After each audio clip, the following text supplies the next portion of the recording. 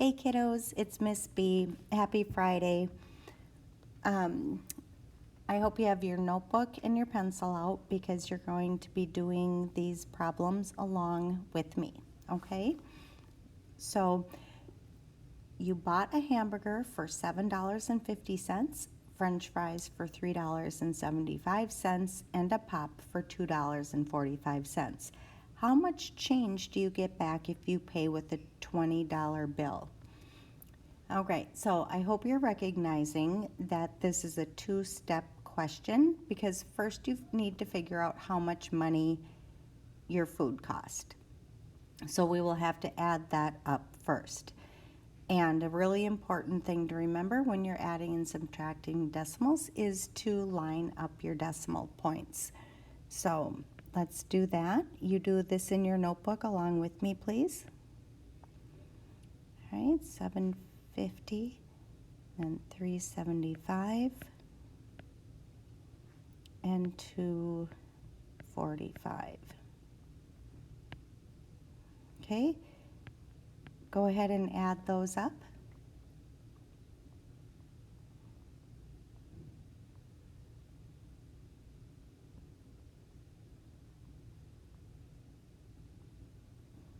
All right, let's see if I get the same thing as you. Makes 10, so I'll carry the 1. And let's see, 5 and 1 is 6, plus 4 is 10, plus 7 is 17. Carry the 1. I'm going to drop my decimal point straight down. And then 7 plus 3 is 10, plus 1 is 11, 2 more is 13. All right, so our bill comes to $13.70. And we're going to pay with a $20 bill, and we want to see how much change we get back.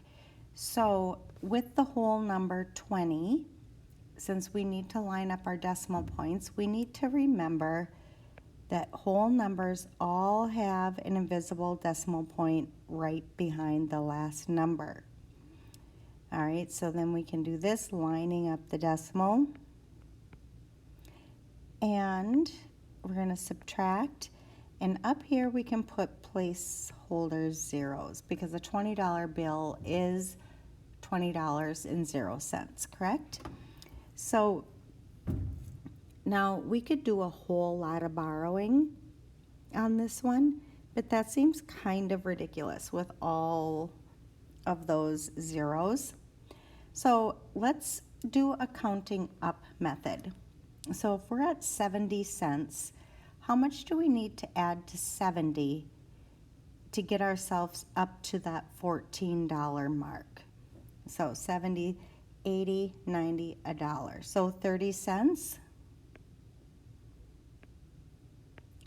Okay, now we're at $14. How, if we count up from 14 to 20, how many is that? So we got 14 and then we start counting. 15, 16, 17, 18, 19, 20. And that is 6. So we get $6.30 back in change.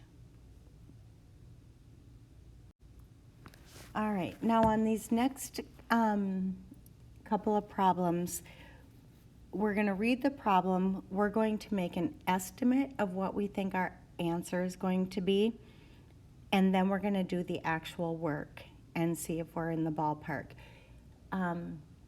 It's important to have some sort of an estimate whenever you're doing math, because if you, like, maybe you didn't line the decimal points up or whatever, and you have the problem really, really wrong, if you don't have an estimate in your head ahead of time, you won't even know that you're really far off the mark. So that's why it's important to do that. And the activity that you're going to do after you watch my video here is you're going to have to make an estimate, and then do the actual work for all 8 problems. Okay, so let's get started. Vanessa downloaded 2 apps which were 17 and 7300ths total gigabytes. If one app was 8, how big was the other app? All right, so we've got 17.73. And we need to think, is that closer to 17 or closer to 18? I'm thinking that because it's more than 17 and a half, that we are closer to 18. So this is a subtraction problem, so we have 18 minus 8. So my estimate is going to be 10. All right, and now we're going to do the actual work. So write this down with me, please. And remember, whole numbers have an invisible decimal point right at the end, and then we can put placeholder zeros in. All right, 3 minus 0 is 3, 7 minus 0 is 7, and 17 minus 8 is 9. So our estimate is 9 and 73/100ths. Our estimate was 10. Those are very close. We know we probably did the problem correctly. All right, our next problem, Jerry bought 6 95/100 pounds of cherry and lime jelly beans for his birthday party.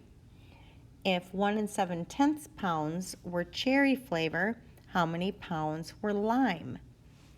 All right, so we're going to do an estimate, and I'm looking at that 6.95 pounds, and I'm thinking in my head, well, is that closer to 6 or closer to 7? Well, it's much closer to 7, right? So we have 7 pounds total. And then 1.7 pounds were cherry flavor. And we want to know how much was lime. So if we have 7 total pounds and 1.7, now anything over 1.5 is going to go, we're going to round up to 2. Otherwise, we would keep it at 1 pound, because when you're estimating, you don't want to have any decimal points. So we're going to say 2 pounds of cherry. So if we do 7 minus 2, that's about 5 pounds of lime. That's going to be my estimate. Now let's do it actually. So 6 95/100ths minus 1 7/10. We can put a placeholder 0 here. And you need to be doing this in your notebook along with me, please. So make sure you write this down, subtract it out, and then we're going to see if our answers match and see how good we did on the estimate. Okay, 5 minus 0 is 5, 9 minus 7 is 2, and 6 minus 1 is 5. So that's a little over 5 pounds of lime, and our estimate was 5, so we did a good job. Okay, so Ms. Powell is going to go over these directions with you as a whole class, but I just wanted to talk to you about it individually first. She is going to hand everyone a white sheet of paper that has boxes on it, has a place for you to put your name and hour on it, and then the boxes are numbered 1 through 8. She's also going to put a problem just like the last 2 that we did, with an estimate and an actual, and she's going to put 1 on each of the 8 tables in the room, and they're numbered.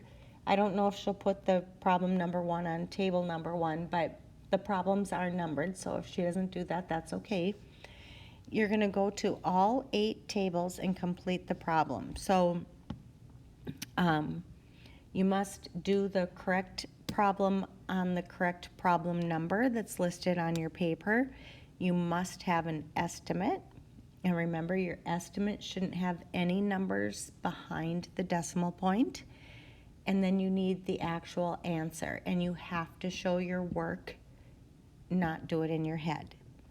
Or if you do it in your head, you still need to show your work. When you're done, you're going to turn that in. I have a wood box on my table, and you're going to grab the 2-question exit ticket. And you're going to go back to your seat, do the 2-question exit ticket, and that's going to be completely on your own. That it's not a group project. You're not getting help from your neighbors. And I'm not going to put it in the grade book. Those are just for me to take a peek at. So make sure you complete it and show your work, and then turn that in the wood box as well. Make sure your name and hour are on it, and be good to Ms. Powell, and have a great weekend.